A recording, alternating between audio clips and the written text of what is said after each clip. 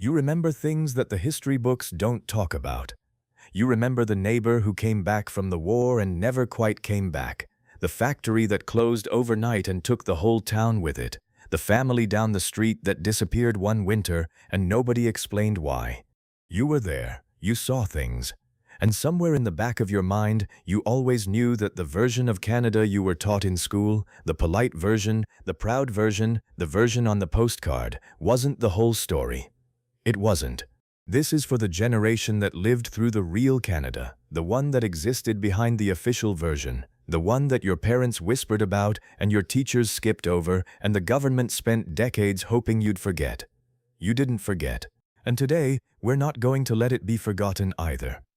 If you were born in the 1930s or 1940s, you grew up in a Canada that was still very much figuring out what it was. The Depression had just ended, or it was still ending, slowly, unevenly, the way things end when the damage goes that deep. You might remember parents who saved everything, who couldn't throw out a piece of string, who went quiet in a specific way when money was mentioned. That silence had a history behind it. And then the war came. If your father went, or your uncle, or your older brother, you know what it was like to wait, to check the mail differently, to listen to the radio in a way that wasn't quite listening, to know, without anyone saying it directly, that the world was doing something to the people you loved, and nobody could stop it. The men who came back from the Second World War came back changed, not all of them, not in the same way, but enough of them changed enough that if you were a child in a Canadian household in 1945 or 1946, you felt it. Something had happened to the adults around you that they didn't have words for yet, that they wouldn't have words for decades. They called it nerves, shell shock, battle fatigue. It would be a long time before anyone called it what it was. You knew something was wrong before the doctors did. Finstam, you are shell mons mission zenting. Hinoming suan in on don prin, in a tantun sen in den send, in en compin, in den maritime zen, in us padin and then. On the prairies, you knew a Canada that most people under 50 have never seen. You knew the kind of community where everybody knew everybody, where the doctor delivered you and then delivered your children, where the church was the center of everything, the weddings, the funerals, the Sunday dinners, the quiet judgments about who was respectable and who wasn't. And you probably knew, without being told directly, that there were things that community didn't talk about. The family whose son came home from the war and couldn't hold a job, the woman who had a breakdown and was sent somewhere, and came back different if she came back at all.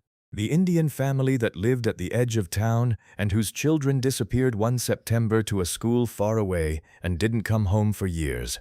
You noticed these things. Children notice everything. You just didn't have the framework to understand them yet. What you were seeing was a Canada that was sorting people, deciding who belonged and who didn't, who deserved help and who deserved to be managed, who got to be part of the postcard and who got to be hidden behind it. You were watching it happen. You just didn't know it had a name. There are things that happened in Canada during your lifetime that the government is only now beginning to acknowledge. The residential schools. If you are old enough, you might remember Indigenous children from your area disappearing in September. Coming back in June, if they came back, speaking differently, looking differently, something taken from them that nobody around you named directly. Or maybe you grew up in a community where the residential school was closer, where you could see the building, where the children inside it were visible from the road, in their identical uniforms, doing things that the children in your school didn't do. You saw it, and the adults around you either explained it as something good, as education, as opportunity, as civilization, or they didn't explain it at all. Both responses were a kind of lie, and somewhere in you, even then, something knew it. The asylums were closer to ordinary life than most people remember now. The threat of the asylum, the possibility that someone in your family, someone in your street could be removed and placed behind those walls, was real in a way that younger generations don't feel. You knew what it meant when someone was sent away. You knew that the person who came back was not always the person who had left. The blood you received in a hospital in the 1970s or 1980s, you trusted it. You trusted the Red Cross symbol. You trusted the system. And most of the time, the system worked. But for tens of thousands of Canadians, it didn't. And the government knew it wasn't working years before it told anyone.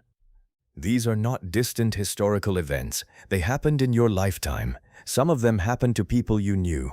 Let me ask you something. Do you remember anyone from your childhood or your young adulthood who just disappeared from the story? Who was there and then wasn't, and the adults around you changed the subject when their name came up? That person had a story, a real one, with a before and an after, and a reason that nobody told you directly. Maybe it was a neighbor who was Japanese-Canadian. If you were in British Columbia in 1942, you watched families removed from homes they had lived in for decades. You watched the government sell their properties, sometimes for nothing. You watched them go to internment camps in the interior of the province, and you knew, even at 7 or 8 or 10 years old, that what was happening was not right, even if every adult around you was telling you it was necessary. Maybe it was someone who worked in the factory. In the early days of the unions, organizing was dangerous. People lost jobs. People were blacklisted. In some parts of Canada, in some industries, people were physically intimidated or worse. The labor history of this country is full of names that don't appear in any textbook. Maybe it was someone who simply got sick and went to the hospital and didn't come back the same way they went in, and nobody could explain why, or nobody would. You carry these memories. They're real, and they connect to a history that Canada has spent decades managing very carefully, acknowledging just enough to appear honest, while protecting just enough to avoid full accountability. Here is what is real. The Canada you grew up in was a country that used its institutions, its hospitals, its schools, its legal system, its immigration policies, to sort people, to decide who mattered and who could be made to disappear quietly. It did this not through dramatic villainy, not through the kind of obvious evil that's easy to recognize and condemn. It did it through paperwork, through regulations written in neutral language that meant something very different in practice, through institutions that called themselves hospitals and schools and welfare agencies and did things inside those names that they couldn't have done if they had used honest language. You lived in that country. You navigated it. Some of you were protected by it, by your skin, your religion, your language, your family connections, your place in the hierarchy it maintained. Some of you were targeted by it, or watched people you loved get targeted. Either way, you knew something was off. That the version of Canada being presented to you, on the news, in the school curriculum, in the official ceremonies, was not the whole picture. You were right. And the whole picture is more complicated, more painful, and more important than the official version has ever acknowledged. Your generation carried things that the generations after you were not asked to carry. You carried the Depression's silence, the war's weight, the specific grief of watching communities you grew up in change in ways that nobody planned and nobody fully explained.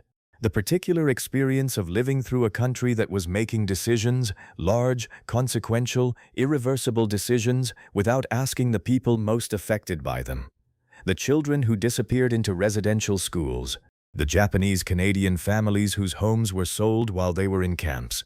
The Indigenous communities whose land was taken through processes dressed up as treaties and then violated through processes dressed up as policy. The hemophiliacs who trusted the blood supply, and the patients who trusted the asylum, and the families who trusted the government to tell the truth about what was in the ground under their houses. These were not things that happened to strangers. They happened in your Canada, in your lifetime, in communities you knew or communities like the ones you knew. The history that is only now being fully told, in inquiries, in commissions, in academic research, in channels like this one, is your history, not something distant, not something ancient. The living memory of people who are still here. You are still here, and the fact that you remember, that you carry the knowledge of what Canada actually was alongside the official version of what it claimed to be, matters more than any government commission or academic report, because you were there.